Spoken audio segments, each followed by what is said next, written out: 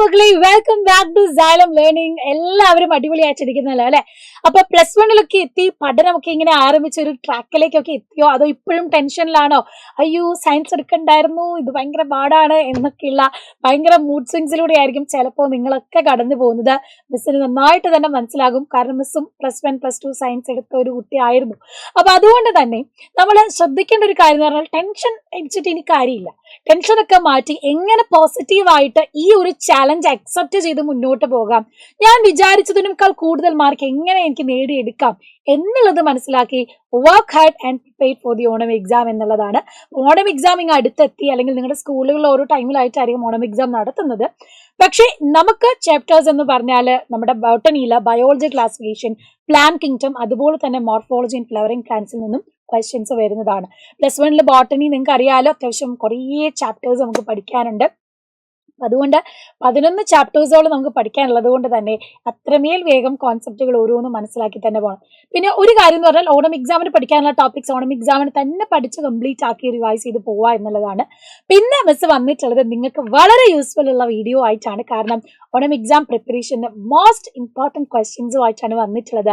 നിങ്ങൾക്ക് ഇതുവരെ ബയോളജിയുടെ ഒരു പാറ്റേൺ ഒന്നും അറിയത്തുണ്ടാവില്ല. അപ്പം അതുകൊണ്ട് തന്നെ നിങ്ങൾക്ക് അത് മനസ്സിലാക്കി നിങ്ങൾക്ക് ഒന്ന് ഫെമിലർ ആക്കി തരാൻ വേണ്ടിയിട്ടാണ് ഏതൊക്കെ രീതിയിൽ ക്വസ്റ്റ്യൻസ് വരുമെന്ന് പറയുന്നത്. ആദ്യം തന്നെ ബോട്ടണി 30 മാർക്സ്, സുവോളജി 30 മാർക്സ്, അങ്ങനെ അറ്റ് എ ടൈം നിങ്ങൾ രണ്ടും ഒന്നിച്ച് എഴുതണം. ടോട്ടൽ 60 മാർക്കിന്റെ എക്സാം ആണ്. അങ്ങനെ ബോട്ടണിയിൽ 30 മാർക്കിന്റെ ക്വസ്റ്റ്യൻ പേപ്പറിൽ 1 മാർക്ക് ക്വസ്റ്റ്യൻ ഉണ്ട്, 2 മാർക്ക് ക്വസ്റ്റ്യൻ ഉണ്ട്, അതിന്റെ 3 മാർക്ക് ക്വസ്റ്റ്യൻസും ഉണ്ട്.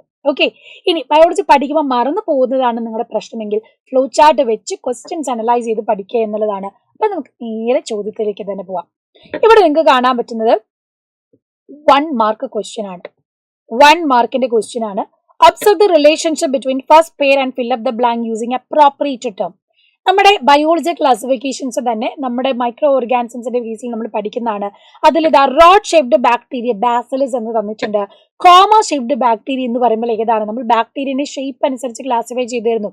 Rod shaped bacillus, comma shaped Vibrio, അതുപോലെ തന്നെ ഇതാണ് സ്പെറിക്കൽ ഷേപ്പില് സ്പൈറുലം, സർക്കുലർ ഷേപ്പില് ഷേപ്പില് കൊക്കായി ഒക്കെ നമ്മൾ പഠിച്ചതാണ്. അപ്പൊ കോമ ഷേപ്ഡ് ബാക്ടീരിയ എന്ന് പറഞ്ഞാൽ ആരാണ് വരുന്നത്? നമ്മുടെ വിബ്രിയോ അല്ലെ, വിബ്രിയമാണ് വരുന്നത്. കോമ ഷേപ്ഡ് എന്ന് പറഞ്ഞാൽ വിബ്രിയോ ആണ് വരുന്നത്. ട്രിപ്പനോസോമ എന്ന് പറഞ്ഞാൽ ഫ്ലജല്ലേറ്റഡ് പ്രോട്ടോസോവൻ. അതേസമയം പാരമീസിയം എന്ന് പറഞ്ഞാൽ എന്താണ്? Ciliated protozoan. അപ്പൊ ബയോളജി ക്ലാസിഫിക്കേഷൻ എന്ന ചാപ്റ്ററിൽ കൂടുതലായിട്ട് ഫോക്കസ് ചെയ്യേണ്ട ഒരു ഭാഗമാണ് ബാക്ടീരിയ എന്ന് പറയുന്നത്. അതിന്റെ സ്ട്രക്ചർ അനുസരിച്ചുള്ള ക്ലാസിഫിക്കേഷൻ, ഞാനിപ്പോ പറഞ്ഞ ബാസിലൈ, കൊക്കായി, അതുപോലെ വിബ്രിയ, സ്പൈറുലം ഒക്കെ വളരെ ഇമ്പോർട്ടന്റ് ആയിട്ട് നോക്കേണ്ട ഒരു ടോപ്പിക്കാണ്. അത് കൂടാതെ തന്നെ നമ്മൾ പ്രൊട്ടിസ്റ്റയിലേക്ക് വരുമ്പോൾ പ്രോട്ടോസോവൻസിൽ നമ്മൾ പഠിക്കുന്ന ലാസ്റ്റ് പ്രോട്ടോസോവൻസിൽ തന്നെ നമ്മൾ ഫ്ലജലേറ്റഡ് പ്രോട്ടോസോവൻ, സീലിയേറ്റഡ് പ്രോട്ടോസോവൻ, അതുപോലെ തന്നെ സ്പോറോസോവൻസ്, ഇതൊക്കെ നമ്മൾ പഠിക്കുന്നുണ്ട് ക്ലാസിഫിക്കേഷൻ അനുസരിച്ച്. അപ്പം amoeboid, flagellated, ciliated and sporozoans, ഈ ക്ലാസിഫിക്കേഷൻ വളരെ ഇമ്പോർട്ടന്റ് ആണ്. ഇതുപോലെ എക്സാമ്പിൾ വെച്ചിട്ട് നിങ്ങളോട് 1 മാർക്കിന് ചോദിക്കും. അപ്പൊ ട്രിപ്പനോസോമ എന്ന് പറഞ്ഞാൽ ഫ്ലജലേറ്റഡ് പ്രോട്ടോസോവൻ ആണ്. പാരമീസിയം എന്ന് പറഞ്ഞാൽ ഒരു സിലിയേറ്റഡ് പ്രോട്ടോസോവൻ ആണ്. അമീബ, എൻറ്റമീബ എന്ന് പറയുന്നത് എന്താണ്? അമീബോയിഡ് പ്രോട്ടോസോവൻ ആണ്. സ്പോറോസോവന്റെ ഒരു എക്സാമ്പിൾ ആണ് മലേറിയൽ പാരസൈറ്റ് ആയിട്ടുള്ള പ്ലാസ്മോഡിയം. അപ്പം എക്സാമ്പിൾ വെച്ച് വളരെയധികം ഇമ്പോർട്ടൻസ് കൊടുത്ത് പഠിക്കാം. രണ്ടാമത്തെ ക്വസ്റ്റ്യനിലേക്ക് പോയാൽ, observe the figure, identify the organism. ഈ ഒരു ഭാഗം, അതായത് 5 കിങ്ഡം ക്ലാസിഫിക്കേഷനിൽ നിന്നും ഒഴിവാക്കപ്പെട്ട വൈറസ്, പ്രയോൺസ്, അതുപോലെ തന്നെ വൈറോയിഡ്സ്, പിന്നെ ലൈക്കൻസ്, ഇതിൽ നിന്നും നല്ല രീതിയിൽ ഇമ്പോർട്ടൻസ് കൊടുത്ത് പഠിക്കണം. ഇത് 2 മാർക്കിന്റെ ചോദ്യമാണ്. അപ്പൊ ഇത്തരത്തിൽ ഡയഗ്രാം ബേസ് ചെയ്തൊക്കെ ക്വസ്റ്റ്യൻ വരുന്ന ഒരു ഏരിയ ആണ്. So observe the figure, identify the organism. ഇതാരാണെന്ന് നിങ്ങൾക്ക് അറിയാലോ. വെറുതെ വൈറസ് എന്ന് എഴുതിയാൽ പോരാ, ഇതിന്റെ ആൻസർ എഴുതുമ്പോൾ ശ്രദ്ധിച്ച് വേണം എഴുതാൻ. This is tobacco mosaic virus, TMV അല്ലെങ്കിൽ ടൊബാക്കോ മൊസൈക് വൈറസ് തന്നെ സ്പെസിഫിക് ആയിട്ട് എഴുതണം. And mark the parts labelled as 1 and 2. ഇത് നിങ്ങളുടെ സ്ട്രക്ചർ നമ്മുടെ NCERT ടെക്സ്റ്റ് ബുക്കിൽ തന്നെയുണ്ട്. 1 എന്ന് പറയുന്നത് എന്താണ്? 1 എന്ന് പറയുന്നത് ഇതിന്റെ RNA ആണ്. ആൻഡ് 2 എന്ന് പറയുന്നതോ നമ്മുടെ ക്യാപ്സിഡ് ആണ് അല്ലെ. ആ ഒരു വൈറസിന്റെ പ്രോട്ടീൻ കോട്ടിനെ നമ്മൾ ക്യാപ്സിഡ് എന്നാണ് പറയുന്നത്. ഇതിന്റെ ഈ സിംഗിൾ യൂണിറ്റ് ഉണ്ട്, സിംഗിൾ യൂണിറ്റിനെ നമ്മൾ ക്യാപ്സോമിയർ എന്നും പറയും. അപ്പൊ അത് നല്ലോണം തന്നെ നോട്ട് ചെയ്ത് പഠിക്കണം. വളരെ വളരെ ഇമ്പോർട്ടന്റ് ആണ് കേട്ടോ. ഇനി next question, observe the figure given below and identify the blue green algae. നിങ്ങൾ പ്രീവിയസ് ഇയർ ക്വസ്റ്റ്യൻ പേപ്പർ ഒരു കുറച്ചധികം വർഷത്തെ എടുത്ത് നോക്കിയാൽ 2020 തൊട്ട് 23 വരെ കണ്ടിന്യൂസ് ആയിട്ട് വന്ന ഒരു ക്വസ്റ്റ്യൻ ആണെന്ത് ഈ ഒരു question, identify the blue green algae, അല്ലെങ്കിൽ ഐഡന്റിഫൈ ഏതാണ് എന്നുള്ളത്. അപ്പൊ തന്നിട്ടുള്ളത് നമ്മുടെ നോസ്റ്റോക്ക് ആണ്. ഇത് നോസ്റ്റോക്ക് ഐഡന്റിഫൈ ചെയ്യാനും ചോദിക്കാം, അതല്ലാതെ ഇത് നിങ്ങളോട് ആബ്സെന്റ് ആയിട്ട് തരും. ഇത് ആബ്സെന്റ് ആയിട്ട് തന്നിട്ട് ഐഡന്റിഫൈ എ എന്നും പറഞ്ഞു തരും. Identify A.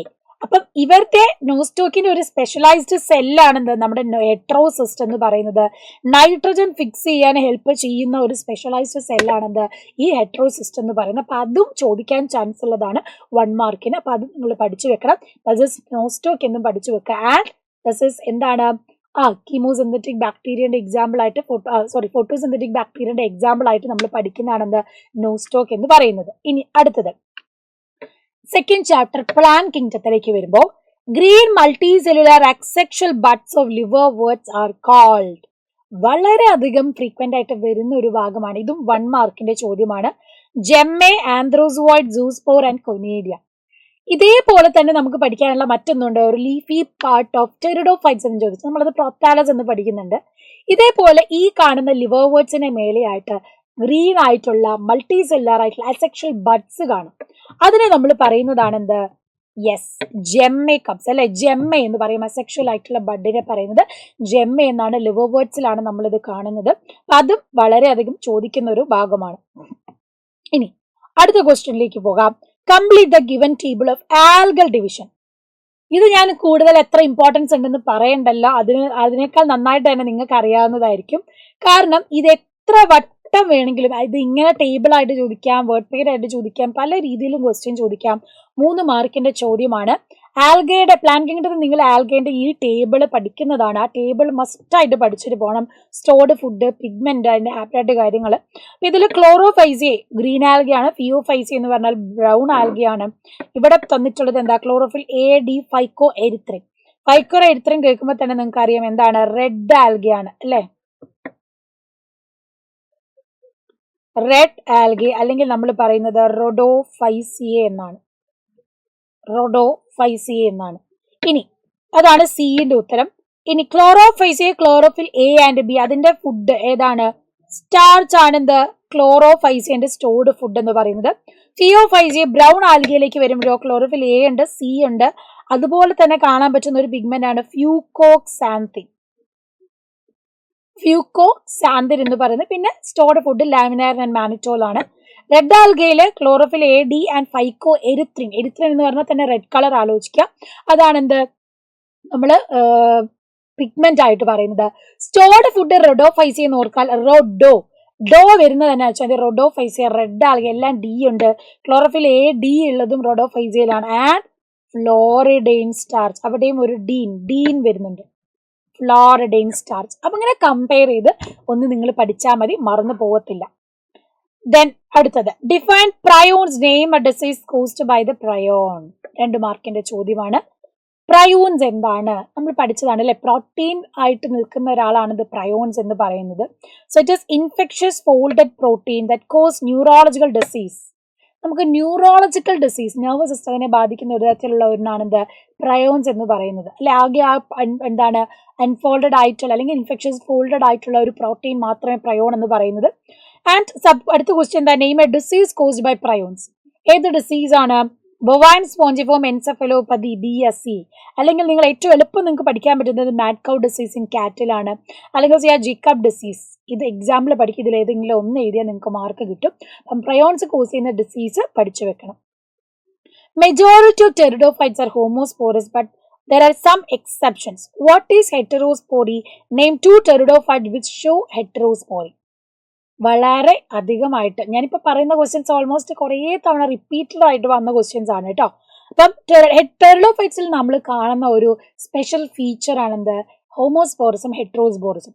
ഹോമോസ്പോറസ് പറഞ്ഞാൽ സെയിം കൈൻഡ് ഓഫ് സ്പോർസ് ആണ്. ഹെട്രോസ്പോർ എന്ന് പറഞ്ഞാൽ എന്താണ്? Production of 2 kind of spores ആണ്.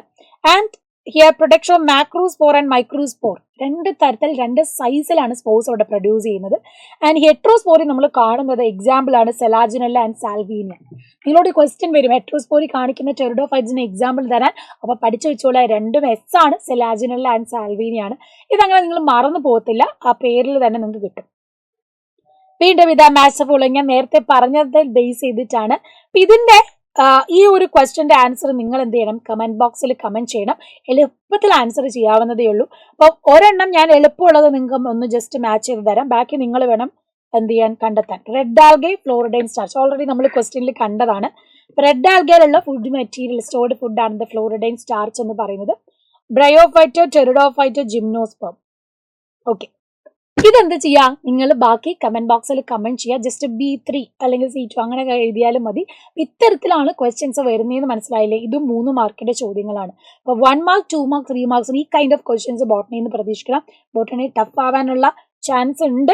NCERT നിങ്ങൾ നമ്മുടെ ബാച്ചിൽ ലൈവ് കണ്ട് പ്രോപ്പറായിട്ട് കോൺസെപ്റ്റ് പഠിച്ചതിന് ശേഷം നേരെ നമ്മുടെ NCERT ടെക്സ്റ്റ് ബുക്ക് വായിച്ച് നമ്മുടെ ബാച്ചിൽ യൂണിറ്റ് ടെസ്റ്റ് ഒക്കെ അറ്റൻഡ് ചെയ്ത് പ്രോപ്പറായിട്ട് പോയാൽ, പ്ലാൻ പ്രകാരം പോയാൽ, ഹാർഡ് വർക്ക് ചെയ്യാൻ നിങ്ങൾ റെഡി ആണെങ്കിൽ നോ വറീസ്, ഓണപരീക്ഷയിൽ നിങ്ങൾക്ക് നല്ല മാർക്ക് തന്നെ വാങ്ങാനും പറ്റും. അത് നിങ്ങൾക്ക് ഇനി ബോർഡ് എക്സാമിനും നല്ലതായിരിക്കും, നന്നായിട്ട് തന്നെ കിട്ടും. ഓക്കെ, സോ അത്രയേ ഉള്ളൂ. നന്നായിട്ട് തന്നെ പ്രിപ്പയർ ചെയ്ത് പഠിച്ച് മുന്നോട്ട് പോവുക. So by.